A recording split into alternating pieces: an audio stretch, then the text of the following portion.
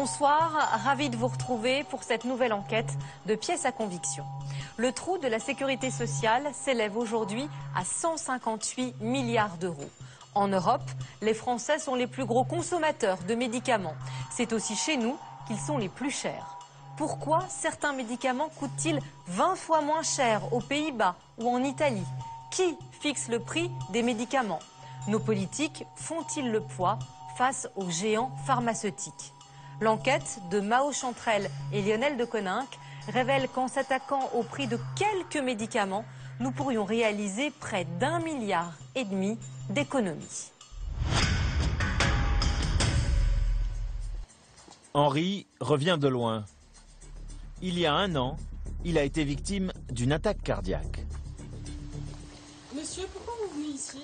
Eh bien, je viens consulter mon cardiologue parce qu'il y a 1 an, j'ai fait un infarctus. J'ai un traitement médical à vie et je dois me faire suivre régulièrement puis renouveler mon ordonnance.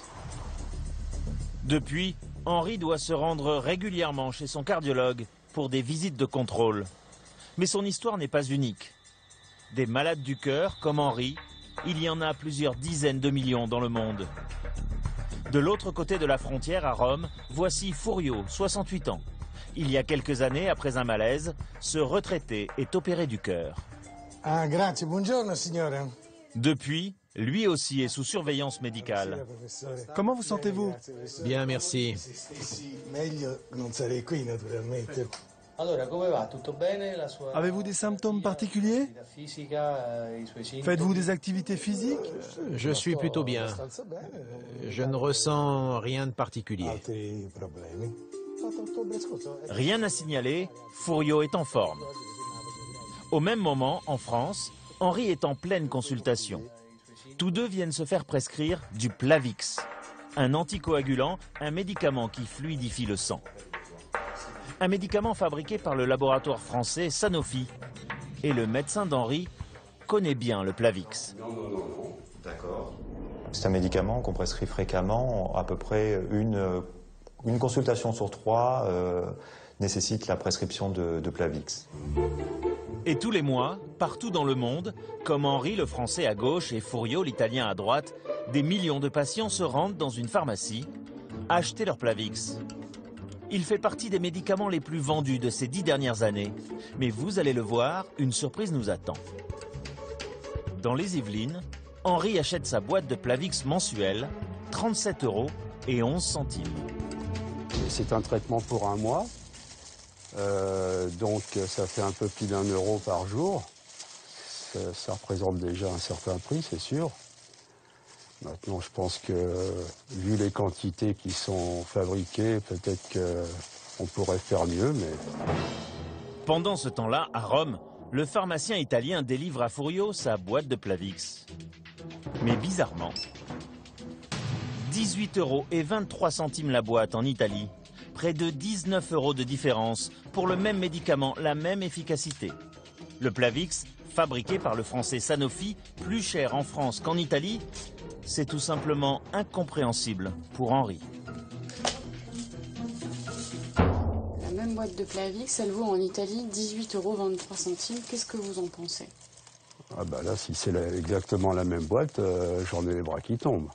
D'autant que l'Italie est dans la communauté européenne, donc il n'y a aucune raison que ce soit à 37 € chez nous et à 18 € de l'autre côté de la frontière. Ça, c'est sidérant. Le Plavix était encore, il y a peu de temps, le médicament qui coûtait le plus cher à la sécurité sociale.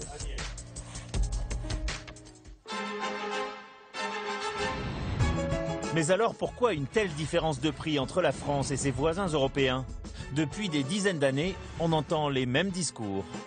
On revient en France avec un nouvel axe de lutte contre le déficit de la sécurité sociale. Les comptes de la sécurité sociale, à nouveau dans le rouge. Le chiffre officiel sera publié demain. La sécurité sociale qui est toujours malade, déficit prévu de 9 milliards cette année. Le déficit s'élèvera à la fin de l'année à 11 milliards 900 millions d'euros. C'est le plus grand de l'histoire de l'organisme public. Peut-être une solution toute simple existe-t-elle? Baisser les prix de nos médicaments. Nous avons choisi 4 histoires emblématiques quelques-uns des médicaments qui coûtent le plus cher à la sécurité sociale. On voit toute la journée des patients qui reçoivent des ampoules à 900 € alors qu'on pourrait faire la même chose à 25. C'est ça qui est choquant. Des médecins français qui ont du mal à comprendre pourquoi nous ne prenons pas exemple sur nos voisins. En France, peut-être que le prix des génériques ou des médicaments originaux est un peu plus élevé. Mais 15 fois plus élevé qu'aux Pays-Bas, c'est vraiment trop. Vous allez voir qu'avec quelques idées simples et un peu de bon sens, la sécurité sociale pourrait économiser plus d'1,5 milliard d'euros. La France est le paradis de l'industrie pharmaceutique. C'est là qu'ils sont les rois. C'est catastrophique. Notre enquête débute à Paris, au mois de juin dernier. Ce jour-là, un médecin, une députée européenne et un ancien pharmacien veulent alerter la presse. Selon eux, un scandale est passé sous silence, celui du prix des médicaments en France. Un gâchis colossal qui est aujourd'hui inacceptable, surtout par ces temps de crise. 18 boîtes par an. Serge Rader est un ancien pharmacien. Il a réalisé 7 études, 9 pages de comparaison entre les prix des médicaments en France et en Italie. Et il l'affirme, il serait possible de réaliser facilement une économie de 10 milliards d'euros en 3 ans. Pour le vérifier, nous nous rendons de l'autre côté des Alpes. Dans un petit village, à quelques kilomètres de Venise, nous retrouvons Serge Rader. Depuis quelques années, cet ancien pharmacien s'est donné pour mission de dénoncer les excès du système de santé français. Sa méthode ? Comparer boîte par boîte les prix des médicaments italiens à leurs équivalents français. Vous voyez, ce médicament, la ciprofloxacine, elle vaut 3,88 en Italie et elle vaut 8,12 en France. Voici le Tower 20. Il vaut 12,50 en Italie. 12,50 €. En France, il est à 27,33 €. Le Triatec, en France, est 3 fois plus cher qu'en Italie, vous voyez. 17,96, 6,80. Et le générique, qui est là, est 2 fois plus cher. Vous voyez un peu les économies. 3 fois plus cher pour le Triatec, 2 fois plus cher pour son générique, le Ramipril. Et des exemples de ce type, Serge Rader en a des centaines. Une situation, selon lui, inacceptable. Il n'est pas normal que les Français payent leurs produits plus cher qu'en Italie, plus cher qu'en Allemagne, plus cher qu'en Grande-Bretagne. Les conclusions de cette étude ont été très critiquées par les fabricants de médicaments. Quelques jours après sa publication, le LEM, le syndicat de l'industrie pharmaceutique, a même publié une mise au point. Le LEM est une organisation puissante. Elle rassemble toutes les entreprises du médicament présentes sur le territoire français, comme Novartis, Sanofi, Roche. Pour le syndicat de l'industrie, l'étude de Serge Rader n'a aucune valeur. Dans son communiqué, le LEM dénonce. Une étude manifestement bâclée, où le vernis économique sert d'habillage à des arguments idéologiques rebattus et outranciers. Pourtant, Serge Rader n'est pas le seul à affirmer que les médicaments sont plus chers en France qu'en Italie. Un économiste italien l'a lui aussi prouvé. La Bocconi est une des universités d'économie les plus renommées d'Europe. Claudio Iomi a publié en décembre 2012 une étude sur les différences de prix des médicaments dans l'Union européenne. Et ses conclusions sont sans appel. Tableau à l'appui, il l'affirme. Dans 72% des cas, les prix des médicaments italiens sont inférieurs aux prix français. Ces dernières années, l'écart de prix s'est creusé avec la France, et ça c'est une nouveauté. Car dans le passé, les prix français et italiens étaient relativement homogènes. Je pense que ceci est dû à une politique de réduction des prix effectuée ces dernières années en Italie. Depuis 2006, l'Italie a mis en place une politique très sévère de restriction des dépenses de santé. Et une réforme en particulier a permis au gouvernement italien de faire chuter les prix des médicaments. Aujourd'hui sous-secrétaire d'État au ministère du Développement économique, Carlo De Vincenti a longtemps œuvré pour que cette réforme soit adoptée. Pour faire simple, tous les ans, nous fixons à chaque firme pharmaceutique un budget qu'elle ne peut dépasser. Nous avons pris cette décision car notre dépense hospitalière était excessive et elle nous a contraints à faire des économies. Elle consistait principalement à forcer les laboratoires à baisser leurs prix. Depuis 6 ans, en plafonnant les prix, l'Italie est ainsi parvenue à maîtriser ses dépenses de santé. En France, on est loin du compte. Un scandale pour Serge Rader. C'est l'argent du contribuable. Mais ce qui n'est pas normal, c'est de dépenser 2 fois plus en médicaments. Sur certains médicaments, il faut les couper en 2, les prix. Eh oui. Couper en 2 les prix de certains médicaments, et surtout de ceux qui coûtent le plus cher à la sécurité sociale, ce serait peut-être possible. Une simple décision administrative pourrait ainsi faire économiser à la France plusieurs centaines de millions d'euros. Prenez l'histoire du médicament qui coûte le plus cher à la collectivité. Le Lucentis. Il permet de traiter une maladie des yeux, la DMLA, la dégénérescence maculaire liée à l'âge. Plus de 800 000 Français, surtout des personnes âgées, en sont victimes. En 2012, ce médicament a coûté à lui seul 389 millions d'euros à la sécurité sociale.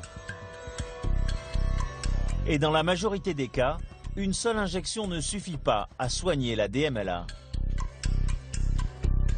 Pierre Mutrici a 75 ans, il est atteint de cette maladie depuis 3 ans. Voilà, monsieur Mutrici, installez-vous, comme d'habitude. Ce matin-là, il a rendez-vous à l'hôpital de l'Hôtel-Dieu à Paris pour subir sa 24e injection. Le Lucentis est cher, 895 € la seringue. Alors, ouvrez les 2 yeux et regardez vers vos pieds. Voilà, vous ne bougez pas.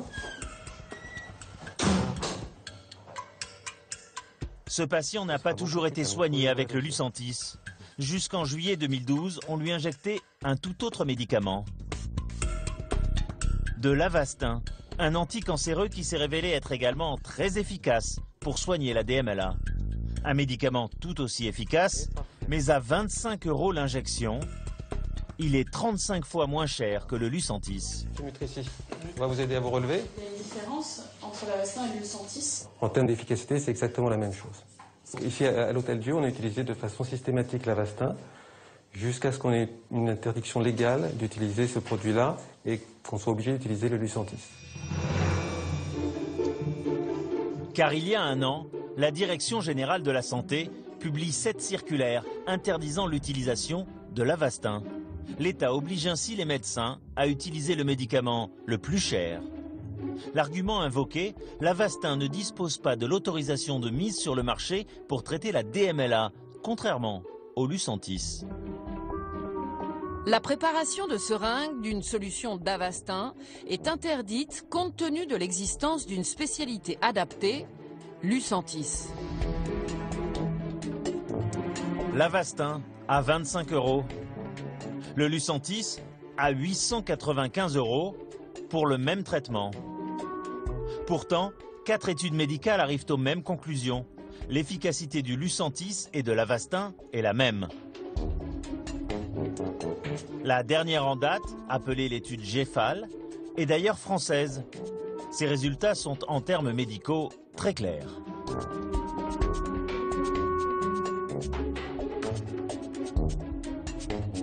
Les 2 médicaments réduisent l'épaisseur du sous-champ de la maculaire centrale. Il n'y a pas de différence significative. Cette étude a été financée par le ministère de la Santé, celui-là même qui a interdit l'utilisation de l'Avastin. Voilà, supported by a grant from the French Ministry of Health, Programme hospitalier de recherche clinique nationale 2008. Ce sont aussi vos impôts... Ils se tirent une balle dans le pied. Ils financent et ils disent non. Ce sont aussi vos impôts qui ont payé cette étude. Pour ces 2 professeurs de médecine, c'est incompréhensible. Malgré les études qui légitiment l'utilisation de l'Avastin, la Direction générale de la santé ne veut rien savoir. Le résultat de ce système, très pervers, mais c'est une traduction immédiate, en 2012, le médicament Lucentis est devenu la première dépense de médicaments remboursée par l'assurance maladie en France. 390 millions d'euros. 390 millions alors que normalement, on aurait dû dépenser 10 millions au plan national avec l'utilisation des seringues d'Avastin. 380 millions d'euros de différence. Une économie dont l'hôpital public aurait bien besoin selon ces deux médecins. La frustration, elle est en tant que citoyen, de savoir que ce que je vais injecter à mon patient coûte presque, si vous voulez, le salaire d'une infirmière. En tout cas, si on injecte les deux yeux, c'est plus que le salaire d'une infirmière. Ça, c'est très choquant. Donc c'est en tant que citoyen qu'on est très choqué. On souffre tous les jours en termes d'investissement dans les dépenses de santé en France. On est dans vous avez vu l'Hôtel Dieu ce matin, qui est un bâtiment extrêmement vétuste. Et à côté de ça, on voit toute la journée des patients qui reçoivent des ampoules à 900 € alors qu'on pourrait faire la même chose à 25. C'est ça qui est choquant. Nous avons contacté à plusieurs reprises le ministère de la Santé pour tenter de comprendre sa décision. Oui, bonjour, madame Chantrel à l'appareil.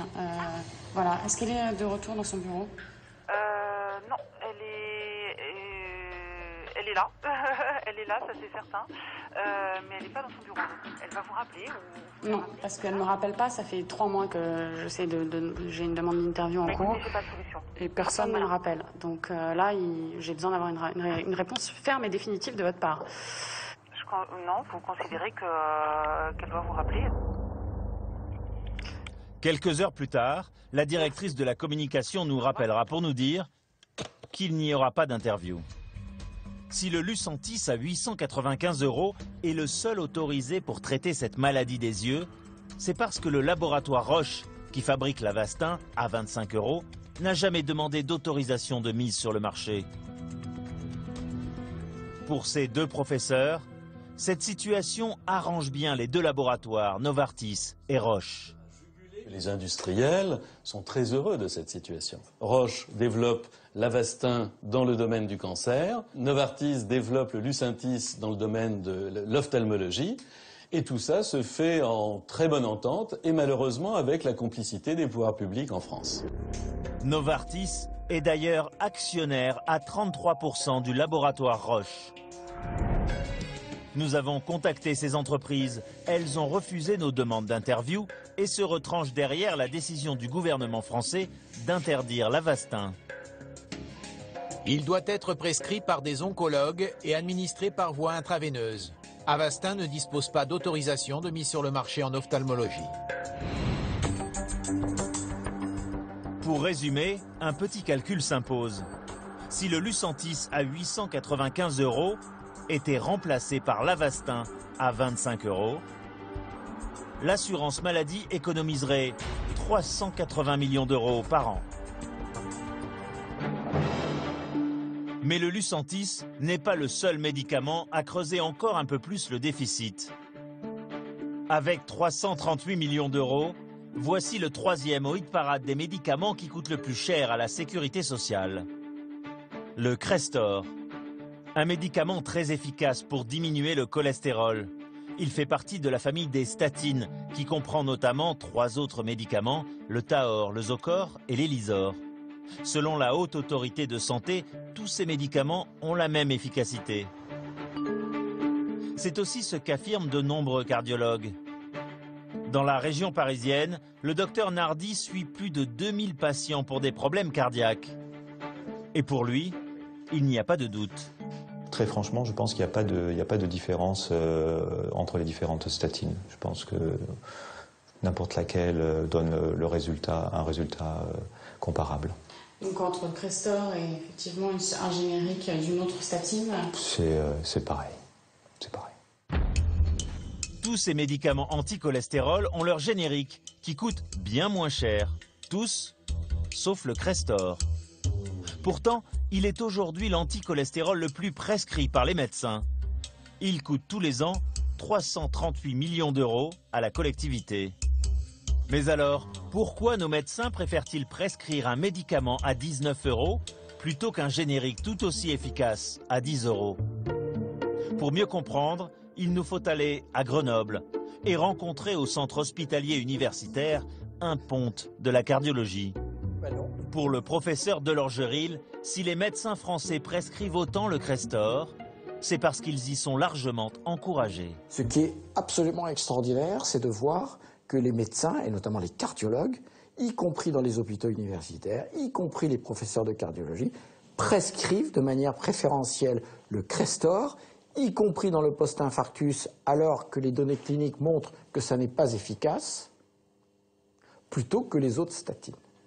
Comment vous l'expliquez? La plupart des universitaires qui sont en charge de l'éducation des médecins ou de la formation post-universitaire ont tous, la grande majorité, des liens d'intérêt très forts avec l'industrie pharmaceutique et donc en fait jouent plutôt le jeu de l'industrie pharmaceutique plutôt que le jeu de la santé publique. Nous avons donc pris rendez-vous avec un médecin dont les travaux sont financés par le fabricant du Crestor. À Paris, le professeur Danchin le reconnaît, il travaille régulièrement pour les plus gros laboratoires, dont AstraZeneca. Moi, je travaille avec à peu près, je pense, tous les laboratoires qui ont fait des statines. Et quand on fait des études, il est absolument quasiment indispensable de travailler avec les laboratoires parce que la puissance publique, malheureusement, on le déplore d'ailleurs, n'a pas l'argent nécessaire à nous donner pour pouvoir faire les études qu'on aimerait faire. Les laboratoires pharmaceutiques ont donc rempli le vide laissé par l'État et financé les études du professeur Danchin sur ce médicament anticholestérol. Et ses conclusions sont claires.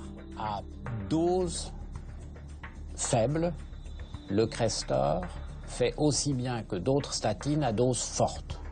Moi, personnellement, je suis relativement convaincu que c'est une statine un peu plus efficace que les autres. Pour lui, il n'y a donc aucune raison de prescrire les génériques, bien moins efficaces que le Crestor, fabriqué par le laboratoire AstraZeneca. Vous avez par exemple des liens avec AstraZeneca? Oui, j'ai travaillé beaucoup avec AstraZeneca, notamment pour cette étude dont vous parlez.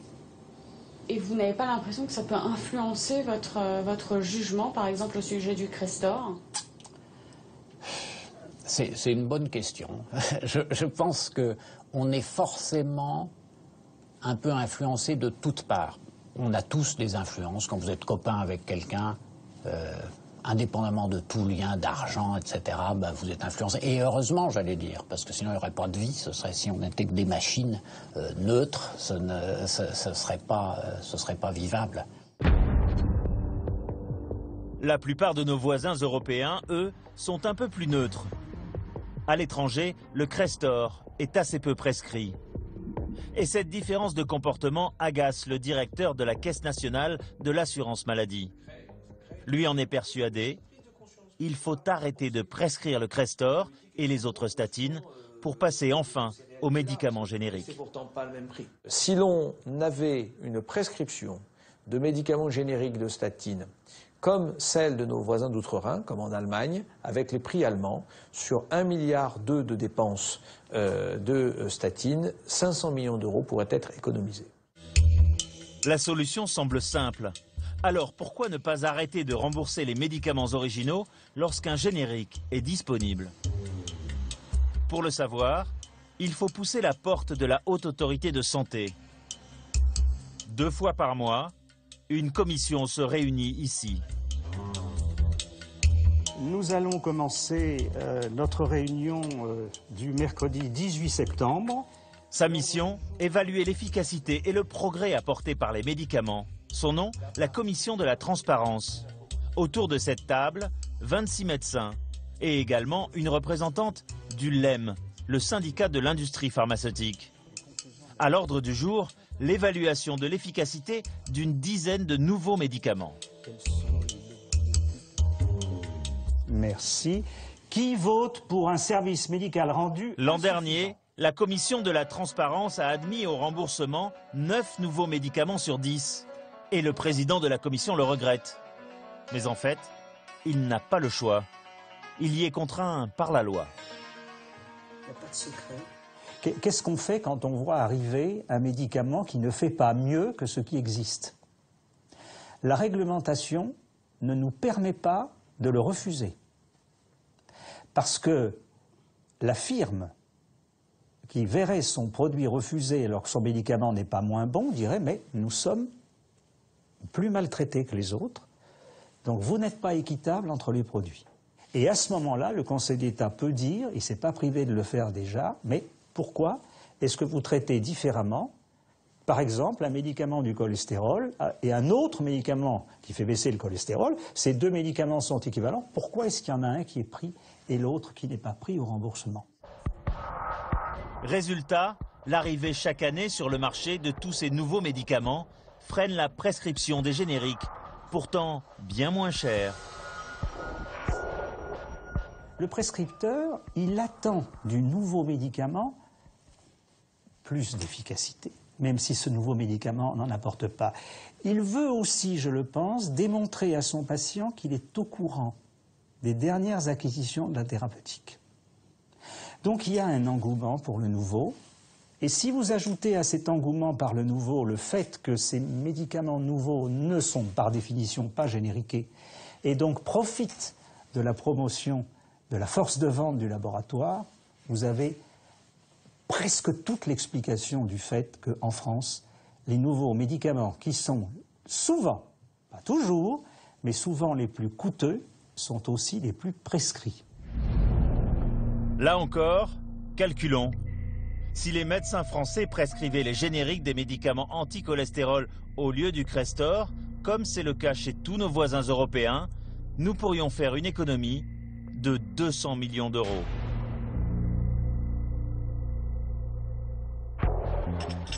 Alors papa, ton tout bib. Je comprends pas. Pour mon traitement, il m'a donné un médicament générique. Je le sens pas. Les médicaments génériques, les Français les ont découverts au début des années 2000. C'est pas la même couleur non plus. Et pourtant, c'est pareil. Depuis leur arrivée sur le marché, ils ont permis une économie de 13,5 milliards d'euros. Ouvre ta bouche. D'habitude, c'est l'emballage qui te soigne. Les médicaments génériques, vous pouvez leur faire confiance. Ils sont sûrs, efficaces. Et comme ils sont moins chers, tout le monde y gagne. Mais tous ne voient pas les génériques d'un bon œil. Pour les firmes pharmaceutiques qui commercialisent les médicaments originaux, l'arrivée des génériques rime avec chute de bénéfices. Une affaire judiciaire a même révélé certaines pratiques. L'un de ces laboratoires a été condamné pour avoir tenté de jeter le doute sur l'efficacité des génériques. C'est l'histoire du Plavix, ce médicament vendu beaucoup moins cher en Italie. En 2009, le brevet du Plavix, médicament phare de Sanofi, touche à sa fin. Le laboratoire aurait alors décidé de mettre en place une stratégie de dénigrement à l'égard des génériques du Plavix. C'était la mission des commerciaux de Sanofi. Cette femme travaillait à l'époque pour le laboratoire. À visage caché, elle raconte comment elle était chargée d'intimider les médecins. On nous demandait de leur dire, si vous donnez un générique, ce patient risque de faire des complications cardiovasculaires. Alors il y avait une stratégie de communication, par exemple, si on avait identifié que un médecin utilisait un médicament concurrent, il nous demandait de disqualifier de manière insidieuse, pas directement, en semant le doute, toujours dans l'esprit du médecin. Une stratégie efficace. Pendant quelques mois, les médecins ont continué de prescrire le Plavix, pourtant 13 € plus cher que ces génériques. Après une longue enquête, Sanofi a finalement été condamné en mai 2013. Et le jugement de l'autorité de la concurrence est clair. Il est établi que les sociétés Sanofi-Aventis et Sanofi ont enfreint les dispositions de l'article L422 du Code du commerce, en mettant en œuvre une pratique de dénigrement des génériques concurrents du Plavix. Sanofi est alors condamné à payer une amende de 40 600 000 €. Une somme qui correspond au préjudice évalué par la Sécurité sociale. Le laboratoire a fait appel de cette décision et l'affaire est toujours en cours. À plusieurs reprises, nous avons tenté de joindre le laboratoire Sanofi et la communication a été plutôt compliquée. Mao Chantrel à l'appareil, je suis journaliste pour France 3. On était en contact par mail. D'accord, ne quittez pas. Merci, c'est gentil. Non, c'est une journaliste de France 3 qui est en contact par mail avec vous. Je peux pas vous parler. D'accord. Elle n'est pas disponible pour le moment, elle est en réunion. Est-ce que vous pourriez lui envoyer un mail? Bah non, en fait, je souhaitais lui parler par téléphone parce que par mail, je lui ai déjà envoyé un mail en fait et elle m'a pas répondu. D'accord. Bah, je vais reprendre pas votre numéro. Réponse en fait. Je vais prendre votre numéro et je lui dirai de vous rappeler alors. Malgré nos demandes répétées, Sanofi ne nous a jamais accordé d'interview. Aujourd'hui, les génériques du Plavix commencent enfin à être prescrits. En 2012, en France, grâce à tous les médicaments génériques, la sécurité sociale a économisé près de 2,5 milliards d'euros. Mais on pourrait faire encore mieux.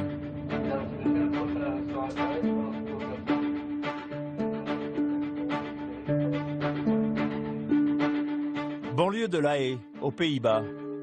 Installée ici avec son mari et sa fille depuis 7 ans, cette Française est responsable marketing d'une grosse entreprise locale. Depuis 2006, le système d'assurance maladie a été privatisé et Maud s'est plutôt bien adaptée au système de santé néerlandais. Ici, on n'a pas d'assurance sociale d'État, donc on souscrit personnellement à des sociétés privées. La mienne avait été conseillée par mon entreprise et mensuellement ceci est retiré de la feuille de salaire.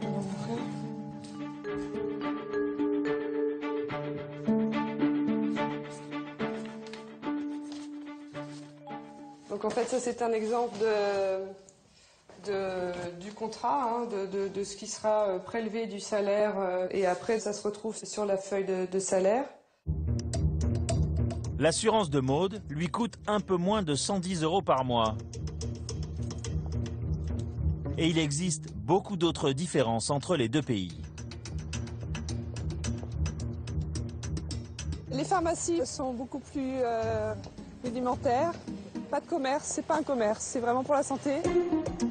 Et ici, pas d'ordonnance, tout est informatisé.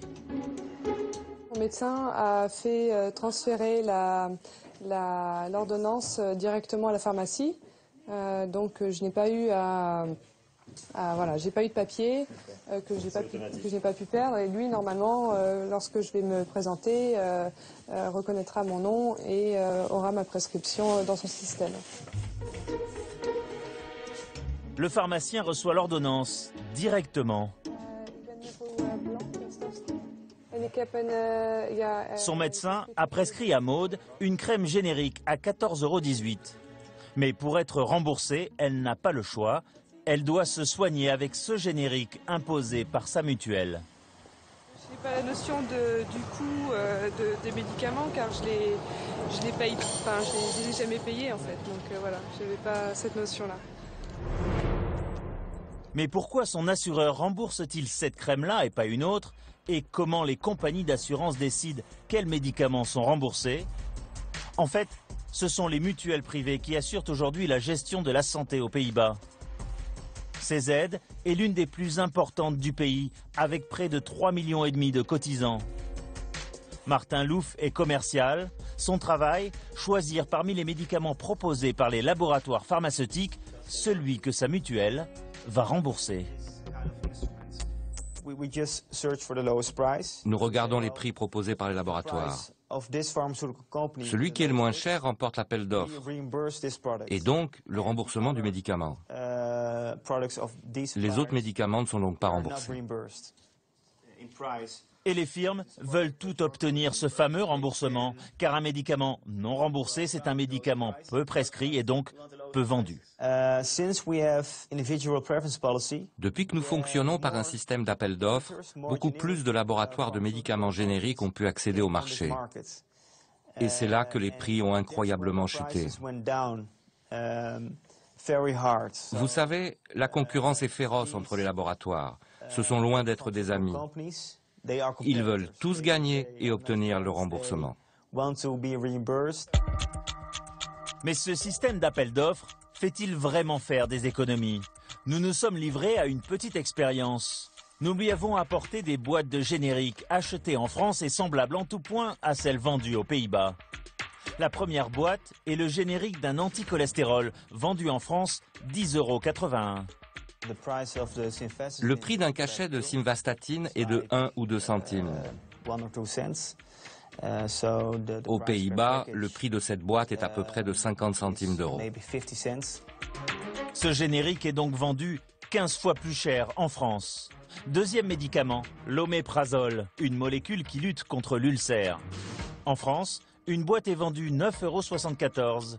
Mais ici, c'est presque le même prix que l'autre médicament. Cette boîte vaut ici 50 centimes d'euros.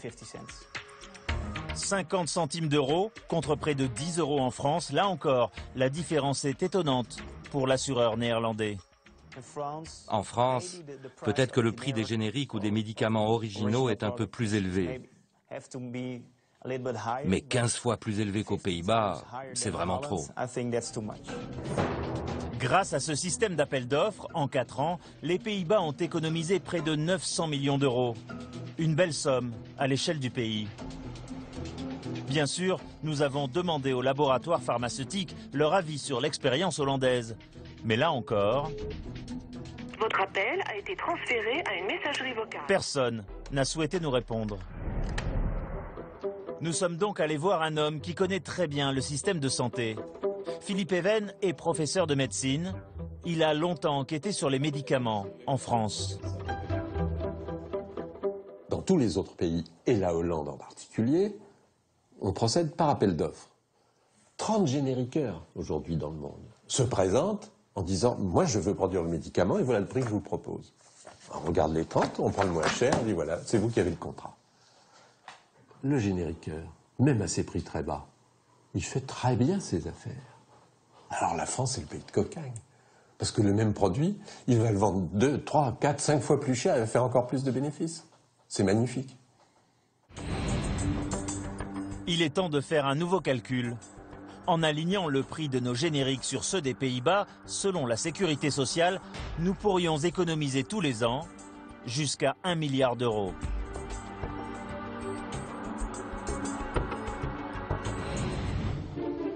Mais alors, quelle différence y a-t-il entre le système néerlandais et le nôtre? Qui fixe le prix de nos médicaments en France? Ce jour-là, au ministère des Affaires sociales et de la Santé, les membres du CEPS, le Comité économique des produits de santé, se retrouvent pour leur rendez-vous hebdomadaire. C'est ce comité qui est chargé de fixer les prix des médicaments. Je vous propose d'ouvrir donc notre séance aujourd'hui, qui est particulièrement chargée, puisque vous savez que dans 1 heure, nous recevons les représentants des industriels et des pharmaciens pour un comité de suivi des génériques. Autour de la table, des représentants des différents ministères, de l'assurance maladie ou des caisses complémentaires. Au cours de la journée, plusieurs firmes pharmaceutiques viennent au comité négocier en direct les prix de leurs médicaments. Les débats sont confidentiels, nous n'avons pas le droit d'y assister. Ils vont durer toute la journée. Et après 8 heures de négociation, le président semble plutôt satisfait. Aujourd'hui, c'est une journée de grande sévérité, mais ça fait partie du mandat du comité économique que de programmer ces baisses. Ça fait partie de son mandat de participer à l'effort de maîtrise des dépenses d'assurance maladie. Selon le président, le CEPS va même imposer l'année prochaine une baisse des prix. Pour l'assurance maladie, une économie prévue de 950 millions d'euros. Pourtant, nous sommes encore bien loin de la moyenne des prix néerlandais et italiens. Et pour cause. Il y a quelques années, le CEPS a signé un accord étonnant avec les laboratoires pharmaceutiques. L'État français s'est ainsi engagé à ne pas fixer des prix plus bas que ceux de nos voisins européens. Les conventions garantissent que le niveau de prix ne sera pas inférieur au prix le plus bas parmi ceux pratiqués sur les 4 principaux marchés européens comparables.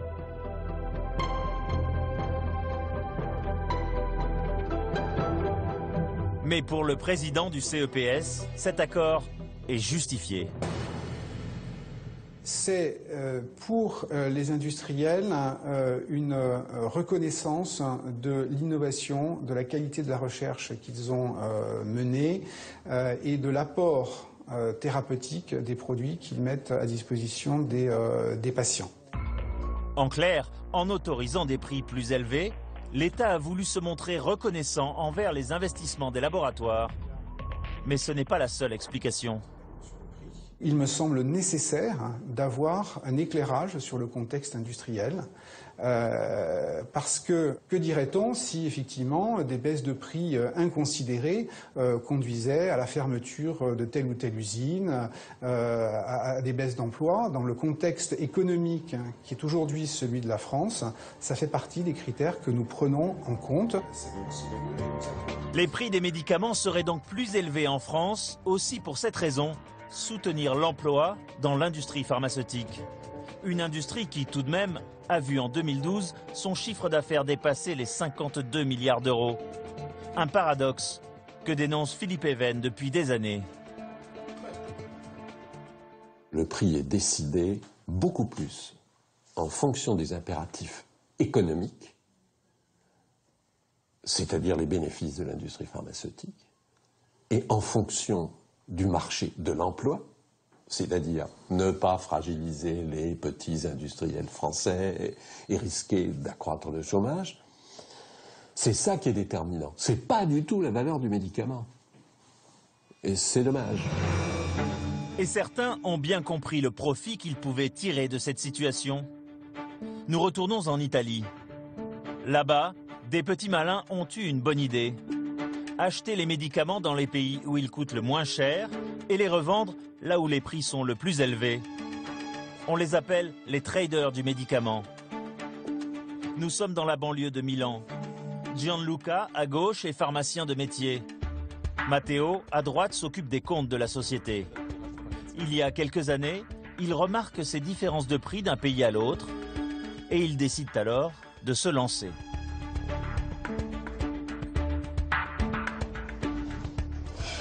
Ici, on stocke toutes les marchandises qui arrivent de l'étranger. Ici, par exemple, ça arrive des Pays-Bas. Dans leurs entrepôts, plusieurs dizaines de tonnes de médicaments achetés à bas prix un peu partout en Europe à des grossistes. D'où vient ce médicament? Il vient de la République tchèque. Celui-là du Portugal. Celui-là de Norvège. Et le Plavix arrive des Pays-Bas. Il est destiné à la France.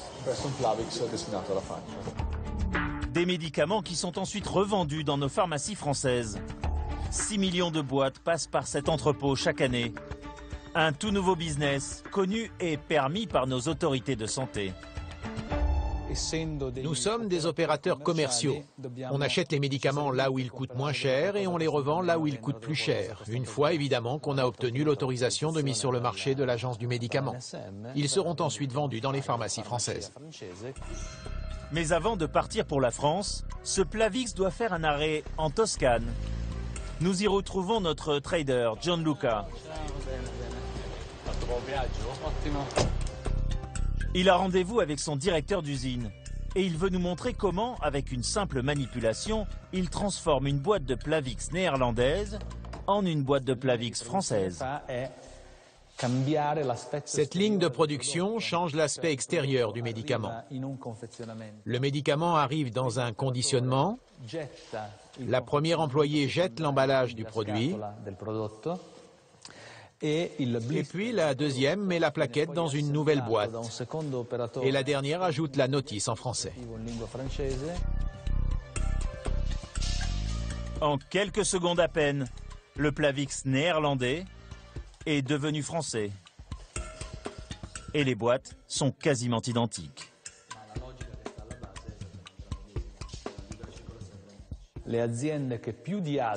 Ce sont les firmes pharmaceutiques françaises qui pâtissent le plus de l'importation de médicaments provenant d'autres pays européens. Ça semble un peu absurde de se dire que les médicaments français coûtent moins cher hors de France. C'est exactement ça. Les bénéfices de la société sont un secret industriel, disent-ils. Mais leur chiffre d'affaires se calcule en millions d'euros. Aujourd'hui, ils livrent dans toute la France, dans plus de 2000 pharmacies. Quelques jours plus tard, notre Plavix arrive dans le 20e arrondissement de Paris. Cette pharmacienne a commandé des dizaines de médicaments à la société italienne.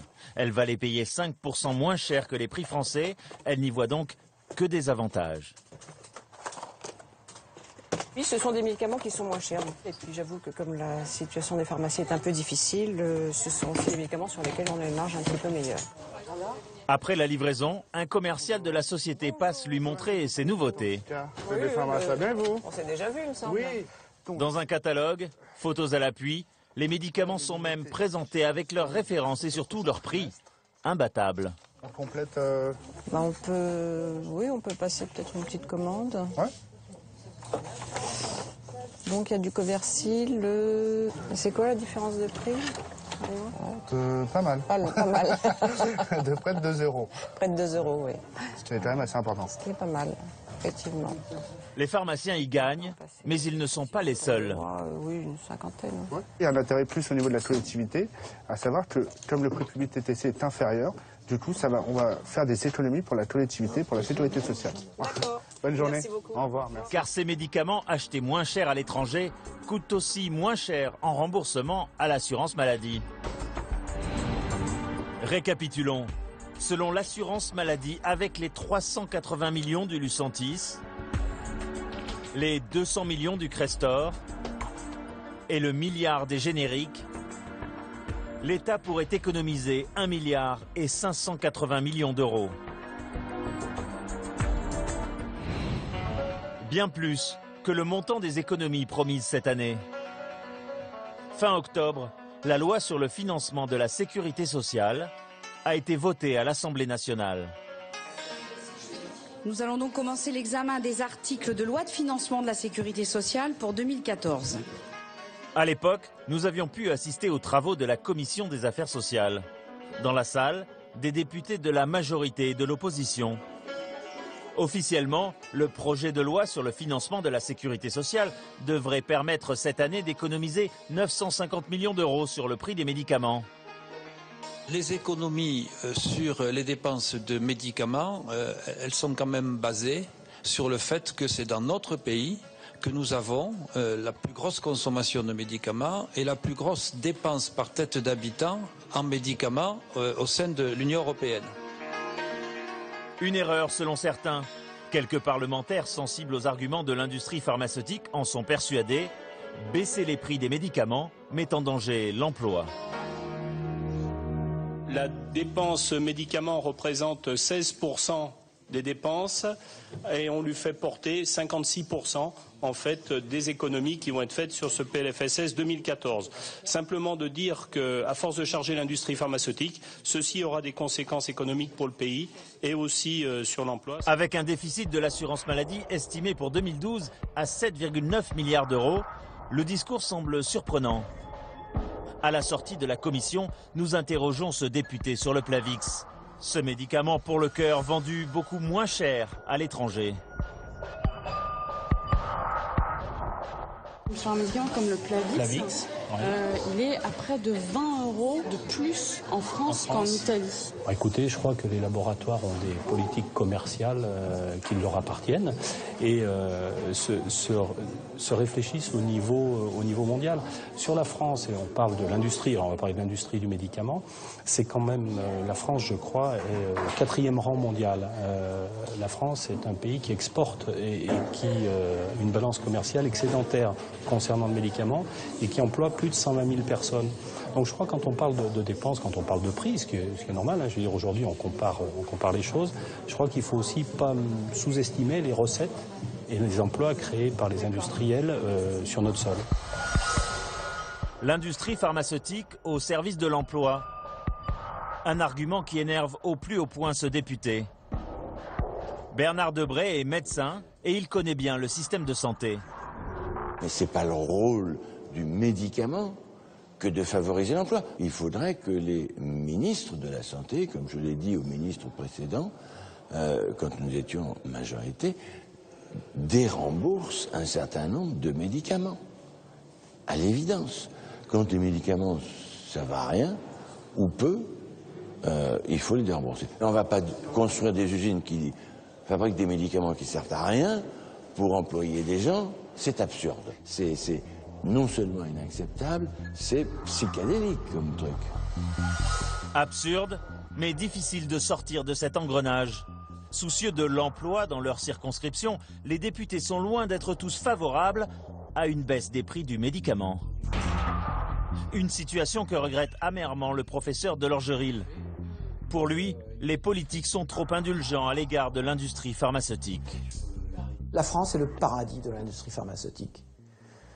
N'importe quel grand industriel américain, anglo-néerlandais ou japonais a toujours la France, pourtant lourde d'une bureaucratie dont tout le monde se plaint, a la France comme exemple, comme pays où l'on fait des profits grâce aux médicaments. C'est le pays de rêve. N'importe quel industriel qui veut se redéployer commence par aller en France. C'est là qu'ils sont les rois. C'est catastrophique. C'est catastrophique pour la santé publique, c'est catastrophique pour l'assurance maladie. Et après, on nous dit que l'assurance maladie est en déficit et qu'il faut payer des impôts pour rembourser le déficit de la sécurité sociale. C'est comme ça que ça marche.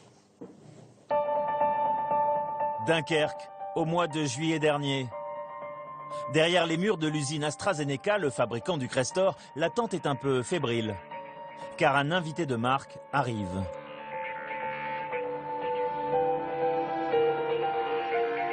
Le président de la République s'est déplacé en personne. François Hollande est venu remercier l'entreprise pour son investissement dans l'économie française. Un geste fort pour marquer le soutien de l'État au secteur. Pourtant, malgré ces dizaines de milliards d'euros de chiffre d'affaires, selon les derniers chiffres disponibles, l'industrie pharmaceutique a licencié en 2011 près de 2000 salariés en France.